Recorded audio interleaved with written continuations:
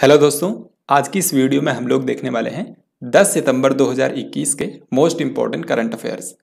तो रोजाना की तरह आज की इस वीडियो में भी हम लोग आज के डेली करंट अफेयर से 10 क्वेश्चन देखेंगे। ये सारे के सारे 10 क्वेश्चन काफ़ी ज़्यादा महत्वपूर्ण हैं जो आपके आगामी परीक्षाओं में पूछे जा सकते हैं। आप सभी के आने वाले समय में कई सारे एग्जाम होने वाले हैं, तो उन सभी में ये वीडियो काफ़ी महत्वपूर्ण होगा। यहाँ पर आपको हर एक क्वेश्चन का राइट आंसर पहले खुद से सोचना है और उसके बाद मैं आपको बताऊंगा। तो सबसे पहले यहाँ पर क्वेश्चन है, 11 सितंबर को भारत और किस देश के बीच 2+2 वार्ता, मंत्री स्तरीय वार्ता आयोजित की जाएगी। जो 2+2 डायलॉग होता है, इसमें एक तरफ से 2 लोग शामिल होते हैं और दूसरी कंट्री से 2 लोग। तो इनमें कौन से 2 लोग शामिल होते हैं? भारत का, जैसे भारत की अगर हम बात करें तो भारत के जो विदेश मंत्री हैं डॉक्टर एस जयशंकर, और भारत के जो रक्षा मंत्री हैं राजनाथ सिंह, ये लोग इसमें हिस्सा लेंगे। इसी तरीके से दूसरा जो कंट्री है यहाँ पर ऑस्ट्रेलिया है, क्योंकि ऑस्ट्रेलिया के साथ में हाल ही में 2+2 वार्ता 11 सितंबर को आयोजित की जाएगी। तो इसमें ऑस्ट्रेलिया के जो विदेश मंत्री और रक्षा मंत्री हैं वो लोग इसमें शामिल होंगे। इसके लिए वो भारत की यात्रा पर आएंगे। तो इसका जो सही आंसर है ये ऑप्शन डी है। तो बेसिकली ये जो 2+2 वार्ता होती है, इसमें दोनों देशों के विदेश मंत्रालय और रक्षा मंत्रालय के प्रतिनिधि शामिल होते हैं। तो इसमें भारत की तरफ से शामिल होंगे डॉक्टर एस जयशंकर विदेश मंत्री और रक्षा मंत्री राजनाथ सिंह। हाल ही में भारत और ऑस्ट्रेलिया के बीच में एक युद्ध अभ्यास भी हुआ है जिसका नाम है ऑसिंडेक्स। तो इसके बारे में भी आपको याद रखना है। इसकी मेजबानी ऑस्ट्रेलिया ने ही इस बार की है। और ये जो 2+2 वार्ता हो रही है इसकी मेजबानी भारत करेगा, यानी कि ये जो 2+2 डायलॉग होगा इसका आयोजन भारत में किया जाएगा और ये होगा नई दिल्ली में। तो इसमें शामिल होने के लिए ऑस्ट्रेलिया के जो विदेश मंत्री और रक्षा मंत्री हैं वो भारत आएंगे, नई दिल्ली में मिलेंगे। भारत पेट्रोलियम कॉर्पोरेशन लिमिटेड यानी कि बीपीसीएल, इसका नया सीएमडी किसे नियुक्त किया गया है? तो भारत पेट्रोलियम कॉर्पोरेशन लिमिटेड, जो कि भारत की दूसरे नंबर की सबसे बड़ी तेल मार्केटिंग कंपनी है, इसके हाल ही में नए सीएमडी बन गए हैं अरुण कुमार सिंह। तो अरुण कुमार सिंह को बीपीसीएल का नया सीएमडी बनाया गया है। बीपीसीएल आप जानते हैं भारत की एक महारत्न कंपनी है और आज के समय भारत में महारत्न कंपनियों की संख्या है 10। तो बीपीसीएल का नया सीएमडी बनाया गया है अरुण कुमार सिंह को। ये आपको अच्छे से याद रखना है क्योंकि ये कई बार एग्जाम में पूछा आता है। NIRF इंडिया रैंकिंग 2021 की समग्र श्रेणी में किस संस्थान ने शीर्ष स्थान हासिल किया है? ये जो NIRF इंडिया रैंकिंग 2021 है, इसको हाल ही में जारी किया है भारत के शिक्षा मंत्री धर्मेंद्र प्रधान ने। तो धर्मेंद्र प्रधान ने हाल ही में ये जो NIRF इंडिया रैंकिंग 2021 जारी की है, इसमें क्या है, तो इसमें बेसिकली भारत के जो इंस्टीट्यूट्स हैं, भारत के जो संस्थान हैं, उनको रैंक किया जाता है। कौन से संस्थान बेस्ट हैं उनकी यहाँ पर एक लिस्ट जारी की जाती है। तो इसमें टोटल इस बार 11 कैटेगरीज में संस्थानों की लिस्ट जारी की गई है, जैसे कि भारत का सबसे बेस्ट मेडिकल संस्थान कौन सा है, भारत का सबसे अच्छा इंजीनियरिंग संस्थान कौन सा है, मैनेजमेंट के लिए सबसे बेस्ट संस्थान कौन सा है। तो इस तरीके से टोटल 11 कैटेगरी बनाई गई है। इनमें से एक कैटेगरी जो है वो ओवरऑल कैटेगरी है, उसी की यहाँ पर बात की जा रही है। तो समग्र श्रेणी में यहाँ पर आपसे पूछा जा रहा है कि कौन सा संस्थान शीर्ष स्थान पर है। तो यहां पर हम ओवरऑल कैटेगरी की बात कर रहे हैं। नंबर 1 पर है IIT मद्रास। नंबर 1 पर IIT मद्रास है। इसके बाद दूसरे स्थान पर है Indian institute of science Bengaluru, Indian institute of science Bengaluru. और इसके बाद तीसरे स्थान पर है IIT बॉम्बे। तो कम से कम आपको ओवरऑल कैटेगरी में ये जो टॉप थ्री इंस्टीट्यूट्स हैं इनके नाम याद रखने हैं। हालांकि इस पर मैं अलग से एक वीडियो लाऊंगा जहां पर मैं आपको सभी 11 कैटेगरीज में कौन कौन से बेस्ट संस्थान हैं उन सब के बारे में मैं आपको बताऊंगा। तो अभी के लिए आगे बढ़ते हैं। 9 सितंबर को हाल ही में किसकी अध्यक्षता में 13वां ब्रिक्स शिखर सम्मेलन आयोजित किया गया? तो इसका आंसर आप सभी इजीली कर सकते हैं। इस पर मैंने अलग से वीडियो भी बनाया था। जो इस बार ब्रिक्स शिखर सम्मेलन 2021 हुआ है, इससे रिलेटेड जो क्वेश्चन आपके एग्जाम में पूछे जा सकते हैं उन सब के बारे में हमने उस वीडियो में बात की थी। तो 13वां ब्रिक्स शिखर सम्मेलन जो है हाल ही में 9 सितंबर को आयोजित किया गया भारत की अध्यक्षता में। और भारत के प्रधानमंत्री हैं नरेंद्र मोदी। तो इसका सही आंसर हो जाएगा ऑप्शन नंबर बी। इसमें ब्रिक्स के जो टॉप लीडर्स हैं उन्होंने हिस्सा लिया था। तो ब्रिक्स के जो पांचों देश हैं यानी कि ब्राज़ील, रसिया, इंडिया, चाइना और साउथ अफ्रीका, यहाँ के जो टॉप लीडर्स हैं उन्होंने इसमें हिस्सा लिया था।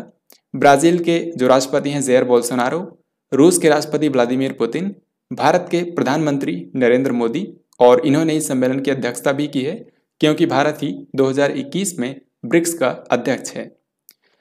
चीन के राष्ट्रपति शी जिनपिंग ने भी इसमें हिस्सा लिया और दक्षिण अफ्रीका यानी कि साउथ अफ्रीका के राष्ट्रपति सिरिल रामाफोसा, इन सभी ने इस बार के ब्रिक्स शिखर सम्मेलन में हिस्सा लिया। ये जो सम्मेलन था ये कोविड-19 महामारी की वजह से वर्चुअल मोड में आयोजित किया गया। हाल ही में किस राष्ट्रीय राजमार्ग पर आपात लैंडिंग फील्ड का उद्घाटन किया गया है? आपात लैंडिंग फील्ड का मतलब यह है कि इमरजेंसी के दौरान भारतीय वायुसेना के जो विमान हैं, जो लड़ाकू विमान हैं, उनको इस पर लैंड करवाया जा सकता है। और ये पहली बार है जब किसी नेशनल हाईवे पर इस तरह का लैंडिंग फील्ड का उद्घाटन किया गया है। तो ये कौन सा नेशनल हाईवे है जिस पर ये लैंडिंग फील्ड बनाई गई है? ये है NH 925 यानी कि राष्ट्रीय राजमार्ग संख्या 925। ये कहाँ पर बनाया गया है ये भी आपसे पूछ सकते हैं। यह राजस्थान के बाड़मेर जिले में बनाया गया है और इसका उद्घाटन किया था भारत के रक्षा मंत्री राजनाथ सिंह और भारत के जो सड़क परिवहन और राजमार्ग मंत्री हैं नितिन गडकरी, दोनों लोगों ने संयुक्त रूप से इसका उद्घाटन किया है।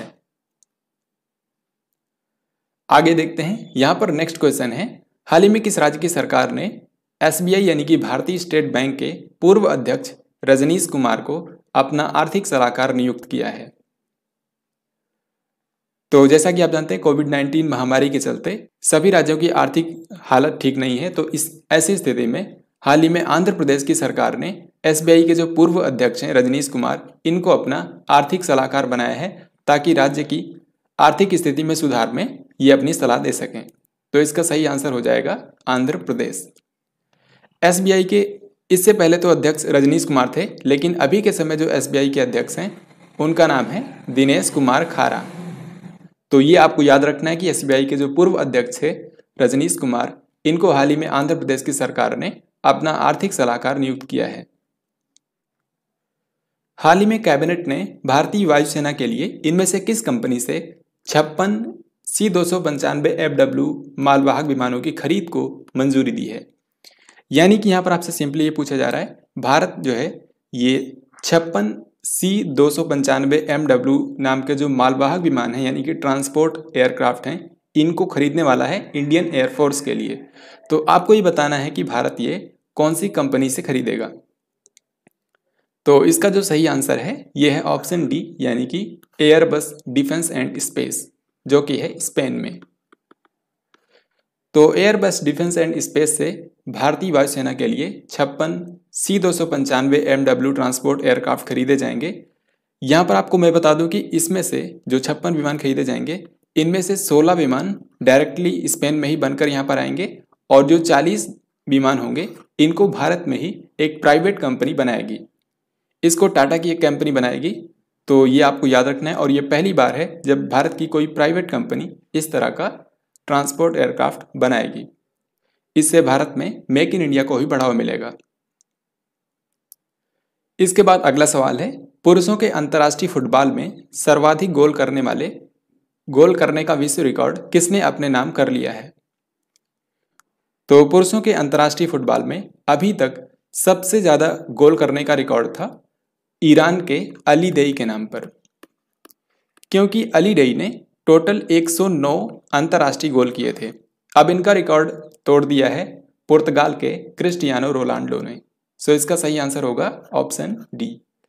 क्रिस्टियानो रोनाल्डो ने हाल ही में 111 अंतर्राष्ट्रीय गोल कर दिए हैं और इसी के साथ इन्होंने अली देई का रिकॉर्ड तोड़ दिया है। इसके बाद अगला क्वेश्चन देखते हैं, हाल ही में किस महिला खिलाड़ी को असम सर्व शिक्षा अभियान का ब्रांड एम्बेसडर बनाया गया है? तो इसका जो सही आंसर है यह है ऑप्शन डी यानी कि लवलीना बोरगोहेन, जो कि असम की एक बॉक्सर हैं और इन्होंने आपको पता होगा इस बार के ओलंपिक्स में भारत के लिए एक कांस्य पदक जीता था। तो इन्हीं को हाल ही में असम सर्व शिक्षा अभियान का ब्रांड एम्बेसडर बनाया गया है। हाल ही में किस केंद्रीय मंत्री को G20 के लिए भारत के शेरपा के रूप में नियुक्त किया गया है?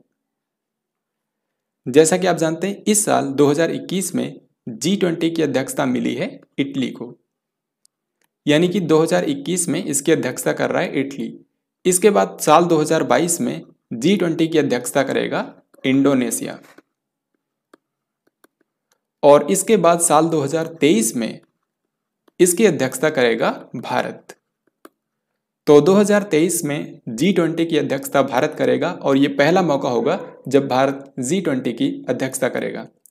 तो इसी के लिए हाल ही में भारत के जो वाणिज्य और उद्योग मंत्री हैं पीयूष गोयल, इनको G20 के लिए शेरपा के रूप में नियुक्त किया गया है।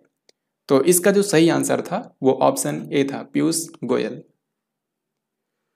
अब यहाँ पर हम लोग देखते हैं लास्ट डे क्वेश्चन, जो मैंने आपसे कल की वीडियो में पूछा था। यहाँ पर सवाल यह था कि इनमें से किस राज्य में स्थित सुल्तानपुर राष्ट्रीय उद्यान को हाल ही में रामसर स्थल का दर्जा दिया गया है? तो सुल्तानपुर नेशनल पार्क जो है ये हरियाणा राज्य में है। इसका सही आंसर हो जाएगा ऑप्शन बी। अब हम लोग देखते हैं आज का क्वेश्चन, जिसका राइट आंसर आप सभी को कमेंट बॉक्स में लिखकर बताना है। यहाँ पर क्वेश्चन ये है कि साल 2021 के लिए किसे अशोक चक्र से सम्मानित किया गया है? अशोक चक्र जो है ये शांति काल में दिया जाने वाला भारत का सर्वोच्च वीरता पुरस्कार है। आपको बताना है कि 2021 में यह किसे दिया गया है। तो इस तरीके से हम लोगों ने 10 सितंबर 2021 के जितने भी करंट अफेयर्स के इंपॉर्टेंट क्वेश्चन हो सकते थे उन सभी को यहाँ पर कवर कर लिया है। ये सारे क्वेश्चन आपके आगामी परीक्षाओं के लिए काफ़ी महत्वपूर्ण हैं, तो आपको इनको याद रखना है, आपको इनकी नोट्स बनाकर रखना है। तो इस तरीके से हम लोगों ने यहाँ पर आज की वीडियो देखा है, इसी तरीके से आगे भी देखते रहेंगे। तो अगर आपको ये वीडियो पसंद आया है तो इसको लाइक और शेयर जरूर करें। हम मिलेंगे नेक्स्ट वीडियो में, तब तक के लिए जय हिंद, जय भारत।